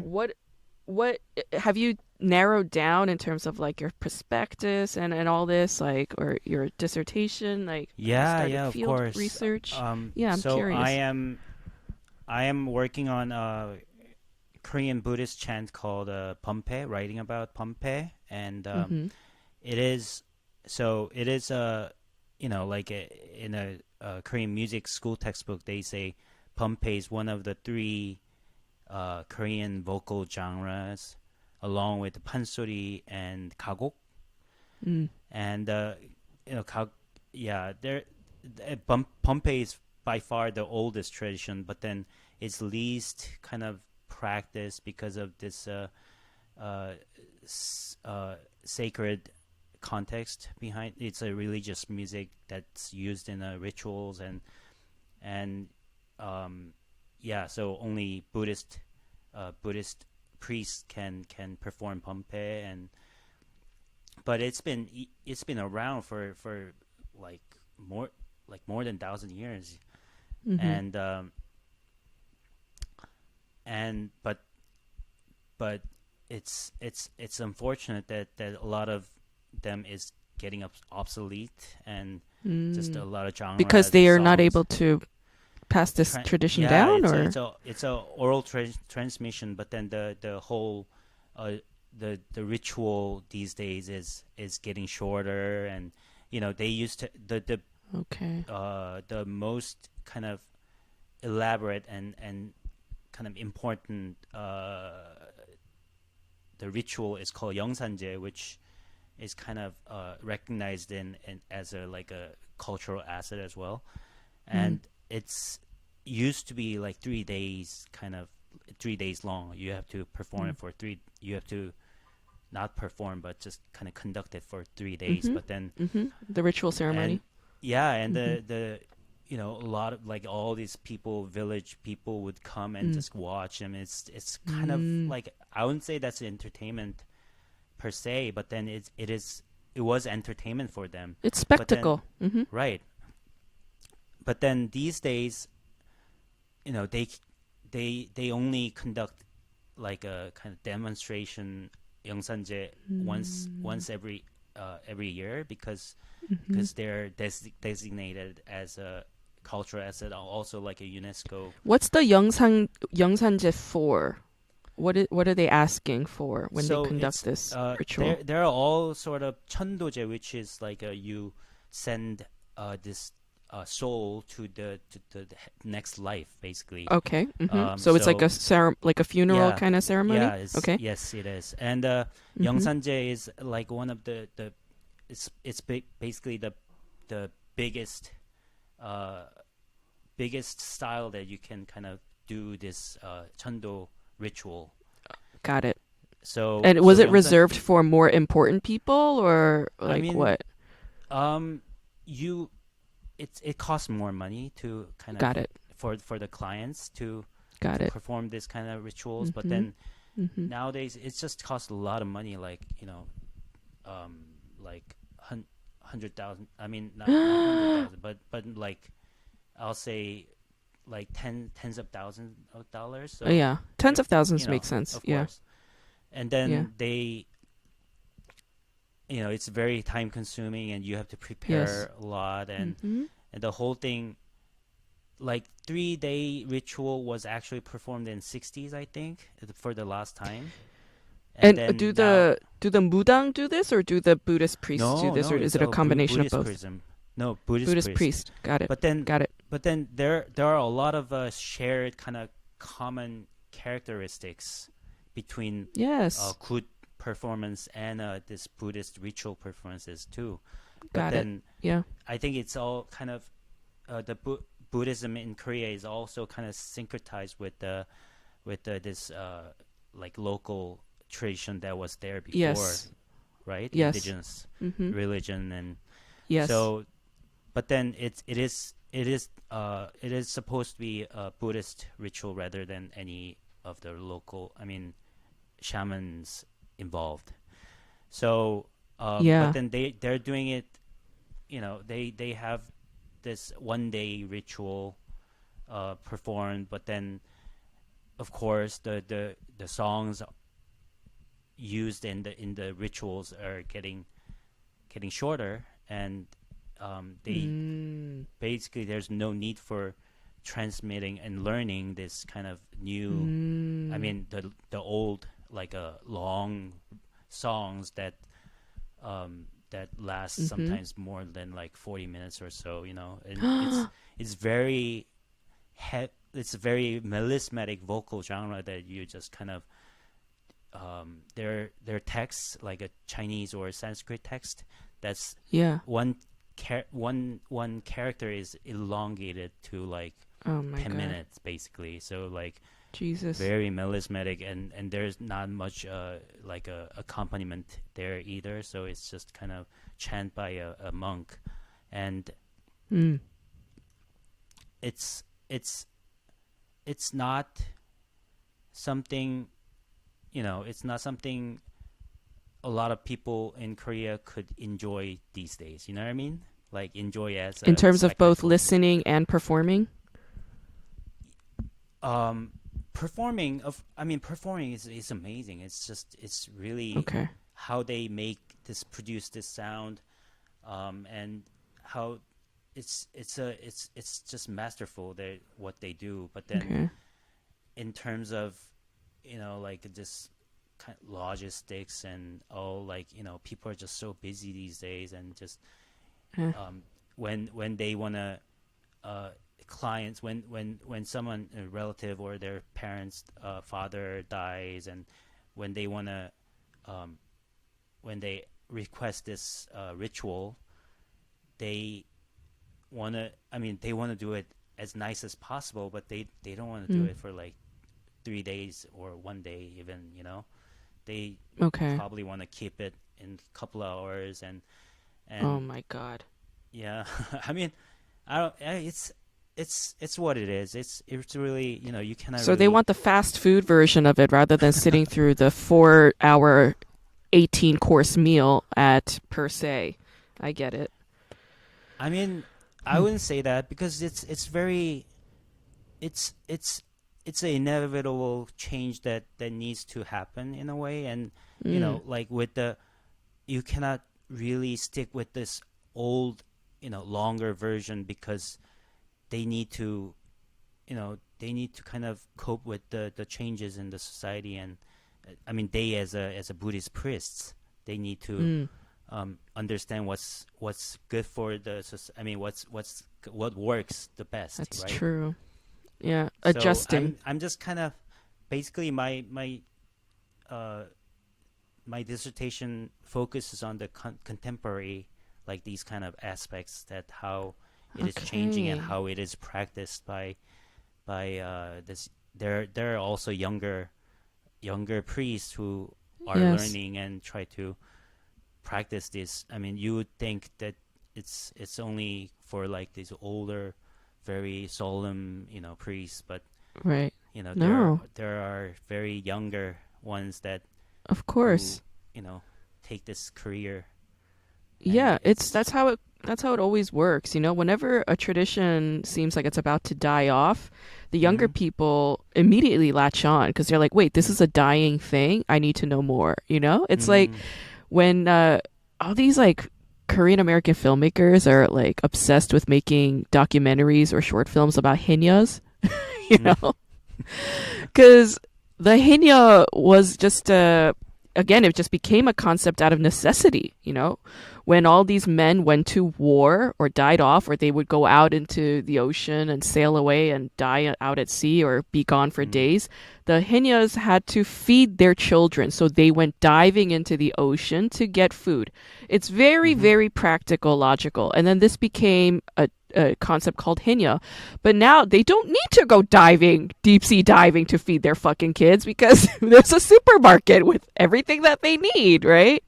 The Right. wars are over in Korea. I mean, not over, but they're not fighting, you know, and sending all their men off anymore. So this tradition is slowly starting to dissipate, and the younger people are like, that's so ashua, you know, we don't want this to go away because it's such a beautiful idea, and this makes sense to among the Buddhist community as well. Yeah.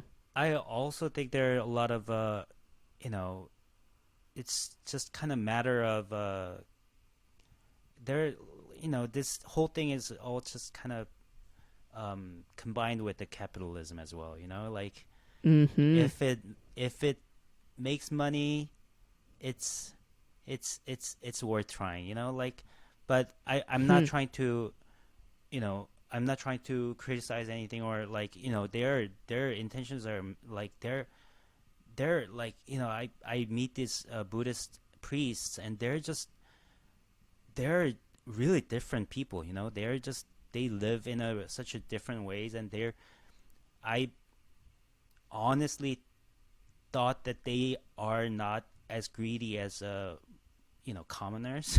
Most people, they're Mm. very like, Mm-hmm. but they still need to make living, and you know, it's, Yes. they need to do, you know, also the practice, the Buddhist practice that I'm working is, it's a little different from Zen Buddhism, in a way that Zen Buddhist, which is like Jogaejong, is kind of based on Zen Buddhism, which is the biggest Mm-hmm. Buddhist sect in Korea. And Mm-hmm. they at first they didn't want to pursue this this chant and this performative kind of ritual, and they wanted to just kind of keep it very minimal, and um, not so fancy with the dance, and you know, like this parachum, and like nabichum. You know, these Hmm. are like actual tradition, but they wanted to kind of change it into more very um, I don't know, without any kind of spectacles, basically. Hmm. But then there were these Buddhist monks who wanted to kind of continue this tradition, and they were actually, a lot of them are married. Um, Hmm. so they, you know, you would think Korean Buddhists are not, they're usually single, and they're not married, or they're, which is true in some, in most cases. But then there are those who are allowed to marry this different Mm-hmm. sect, and that's where Mm-hmm. they pursue this kind of tradition. And because it was actually actual, the followers actually wanted this more like a kind of elaborate performative ritual. The Chogyejong is Ah, now trying to. I mean, they used to hire these the monks from different sect to perform the ritual, got it. but then nowadays they're trying to learn it by themselves as well. So there are like you know, Because there's different an audience Buddhist music demand. schools. Yeah, yeah. So I think it, you know, today everything kind of evolves around money and capitalism, Damn, which is really sad. it is. But you know, it's I what it mean, is. it is what it is, and you know, there's always going to be that kind of balancing that we all need to do, right? Not just for the Buddhist monks themselves. I mean, you know, they're monks. They know what self reflection is, right? Mm-hmm. But also just for us as, you know, practicing Buddhists and just people who are observing Buddhism, we also have to keep that in mind, right? It's like, well, in what aspects are we following money? Or are we following a higher path, a higher calling? Or are we trying to discover something new, right? Mm. Whenever we try to stray away from money, it gets a lot more challenging. It gets a lot more Mm. difficult. Yeah. And we're going to be constantly told, gaslit by everybody, told that's the wrong way. That is the wrong. Why are you walking down that path? There's no path there. It's the fucking woods. You need to create a path. But that's the right fucking answer. Mm. We have to create new paths. If we keep walking down the same path over and over again, if we keep thinking the same narrative over and over again, there's no progress. There's only damage and Mm. calamity. We have to go into the woods. We have to go into the mountains. That's why monks go into the fucking mountains, right? It's a physical, mental, emotional, spiritual challenge to do it. Mm. And here they are integrating into urban society with the traffic and all the vices of the city. It's fascinating.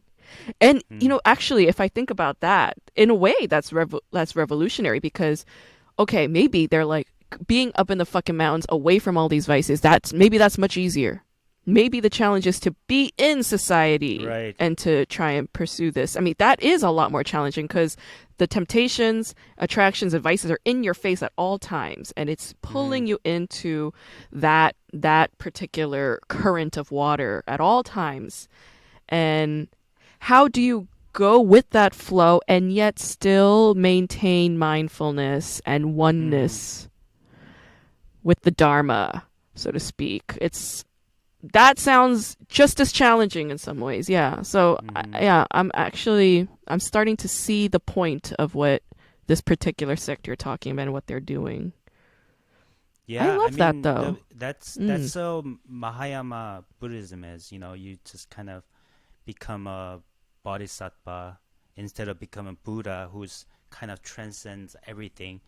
You Mhm. become a bodhisattva who's actually remain in the world, the secular world, and try to help more people Mm. to have this enlightenment.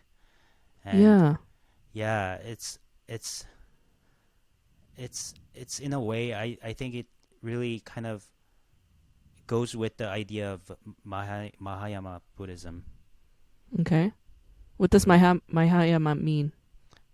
So there are like two different kind of in a big sense there Mahayana Buddhism and Theravada I think is a so Okay. Theravada is an original kind of Buddhist idea that you kind of remain by yourself and you have to this have this um, suheng like what do you call him Mhm. like very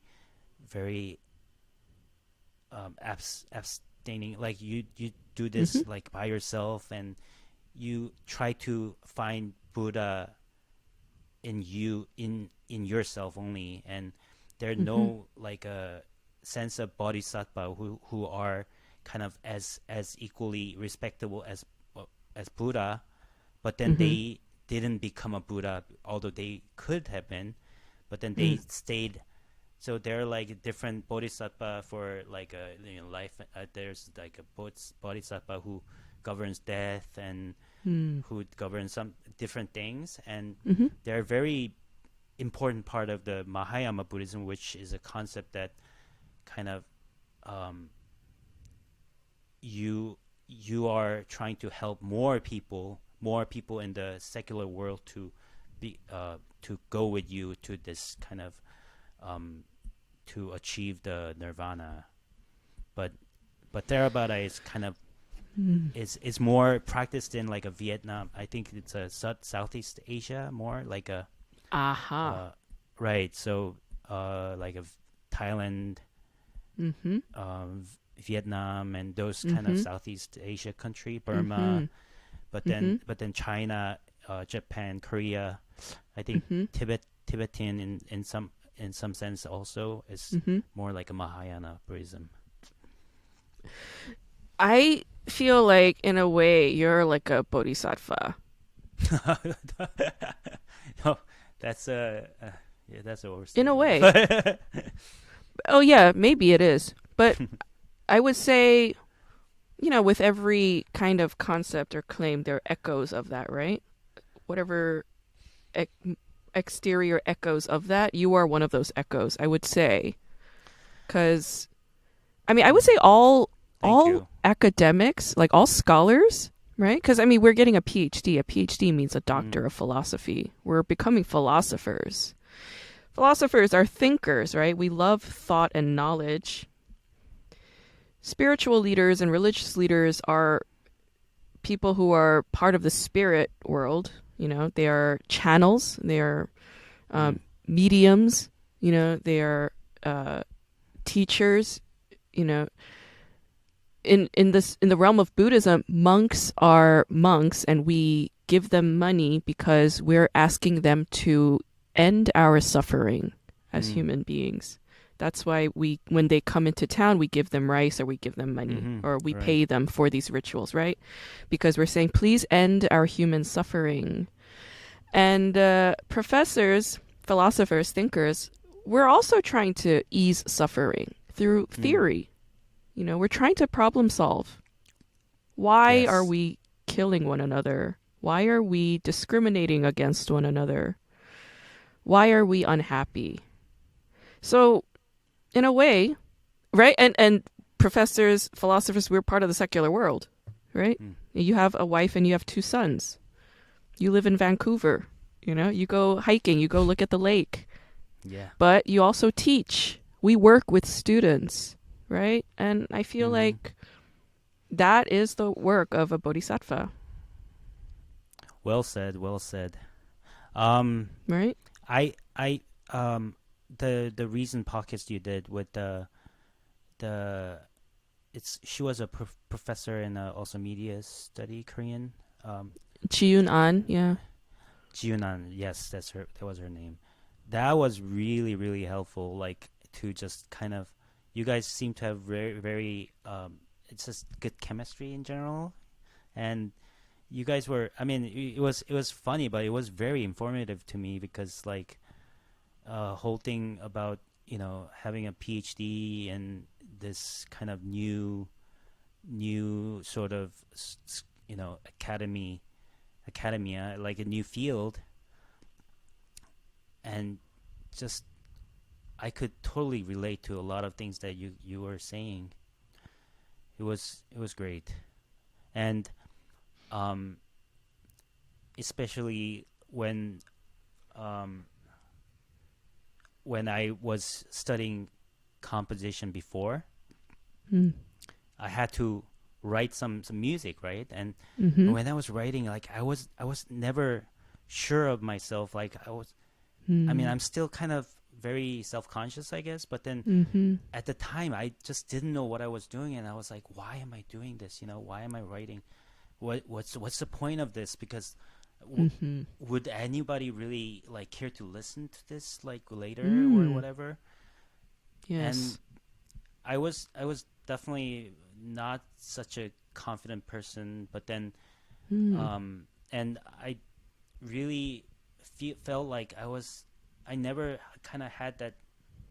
I never had that confidence of what I'm writing. But Mm. then when I kind of got into this etymology study, I, I felt so happy that I was just studying about these things, like it's just kind of Mm. knowing, like having this new knowledge into new insights that, and then I writing papers, like it's it was so nice, it was like a Mm-hmm. creative process as well, similar to what I was Yes. doing, but then Mm-hmm. it just kind of didn't matter too much anymore that other people really cared or not. Yeah. And I was just, Mm. as long as if I can publish something, and then maybe some random scholar will later like look at this, and they just kind of use some kind of like the idea that I wrote, Mm-hmm. and that's good enough, like Yes. that just kind of was very reassuring for me. And like Yeah. as you said, we're just kind of doing our own thing to influence other people, students or other scholars, and I think that's just itself is very meaningful work, and I'm very currently very happy with what I'm doing.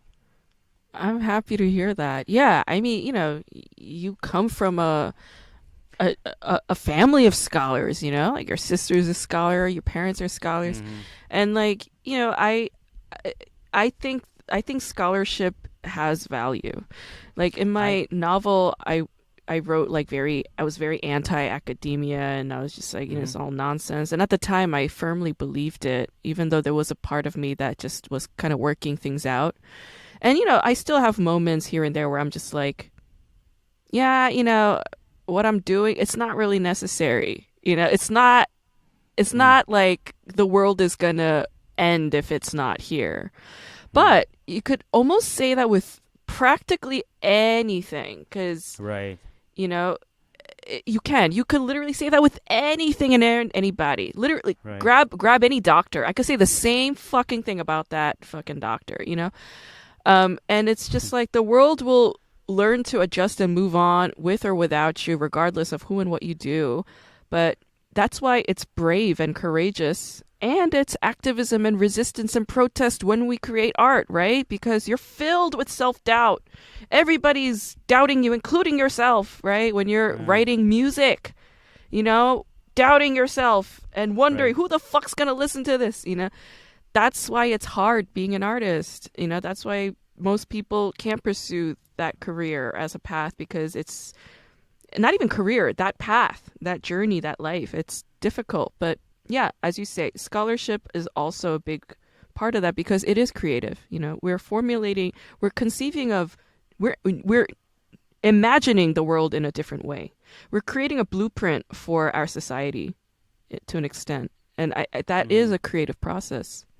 I'm so Yeah, happy that so you feel comfortable there. Yeah. I definitely think it was the problem with the composition. It was just problem with myself that I didn't enjoy what I was doing. Basically, I mean, Oh, yeah. okay. So, I mean, maybe I mean that it's definitely more complicated than that. But then Sure. it could, as you said, it could I could have just as happy as composition if I was just myself. Like I could have been this state right now, and Mm-hmm.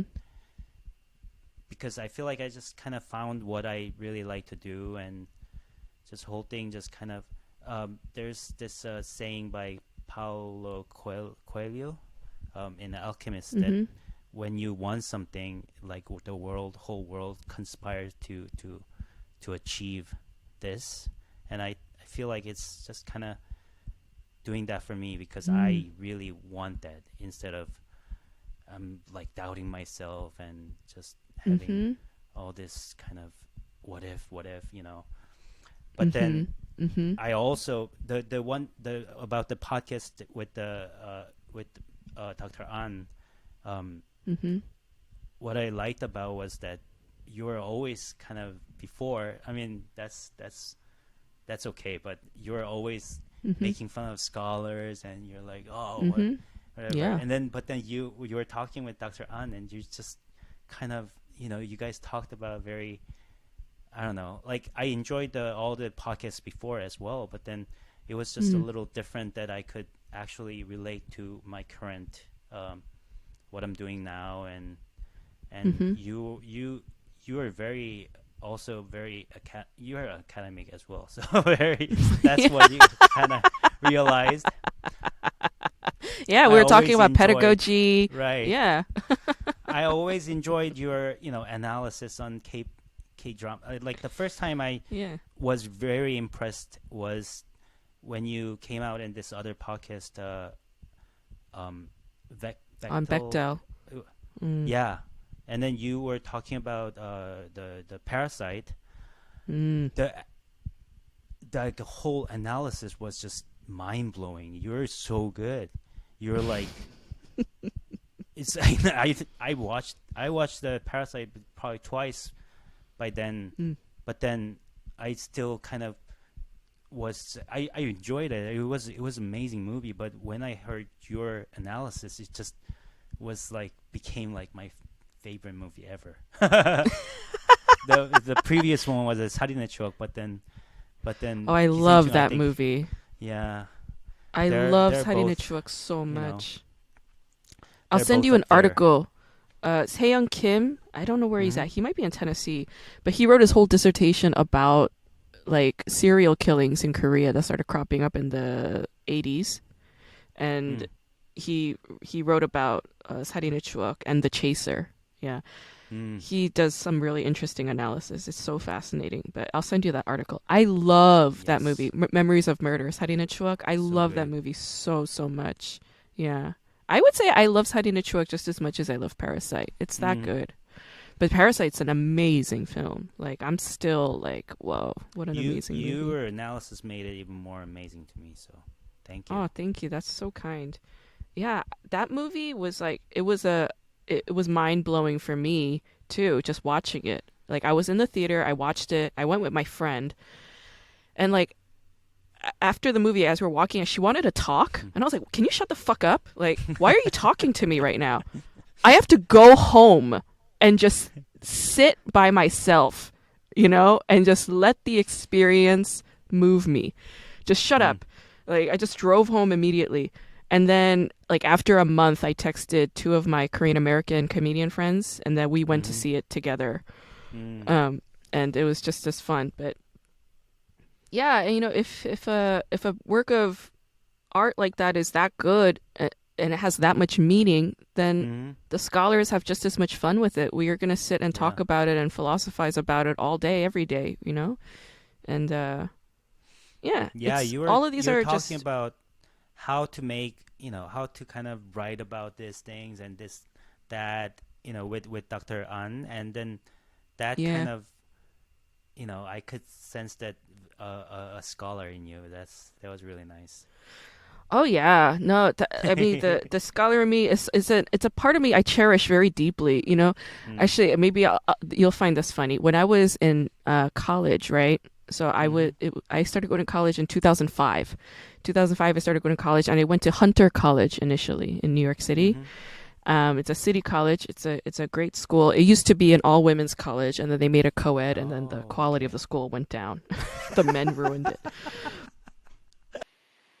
As a former composer and a ethnomusicologist, Mhm. what do you think of the intro music on my podcast? Oh, I love it. It's nice. It's very is it like a is it Korean? It's like It's a like the it's like da the da school bell da da sound. da. School Yeah, bell is like a Korean. It's a Korean school bell, or is it used all over all over the world, that or school like bell it was invented in England. It was the Westminster chime, and oh it's the chime that they use on the Big Ben clock. okay And Korean oh schools okay adapted it for their school bell. mm, Yeah, interesting. yeah. So Yeah, I it's. I mean, I I I would have, if you asked me, I would have gladly, you know, like composed theme music or something. But that was just perfect, and I couldn't really, I thank could you. say like, oh, you should use my music or something. But it's very fitting. Where did you get that? I got it from I hired somebody to do it. No, but Ay, this was really great uh chatting with you. I always enjoy talking to you. You and I go back a long time now. I've known your sisters for a long time as well. I love your family. I think your family's amazing. And thank you. yeah, we'll continue to have these chats. I'm actually going to be in New York next month. Oh Yeah. yeah, Yeah. Maybe I'll that's reach out to your that's sister. interesting. I was like, oh, Miru isn't there, and you're like, No, I was talking about your older sister. yeah, right. Yeah. I know Miru's in Mexico. Um, Have you been there? yeah, I visited your sister like 2017. And she and I also went to Oh, Mexico City once before that, before she moved to Mexico as well. oh, nice. Yeah. Yeah, I loved Yeah, Mexico. I definitely need to visit her sometime soon. Oh, it was so wonderful. I And loved yeah, Mexico. Yeah. And your sister is very fluent in Right. Spanish now too, so that's like Really? amazing. Yeah. When she and I first went to Mexico, like I was using like my fucking middle school Spanish and that's all we had. And then literally like a year or two later, your sister was just like talking with all the locals, like, she Oh, adapts fast. Yeah. She impresses me. yeah. She's very talented. She just kind of whatever she gets into, she just does it. I feel like that's her She talent. falls into it full on. Yes. Mm, for sure.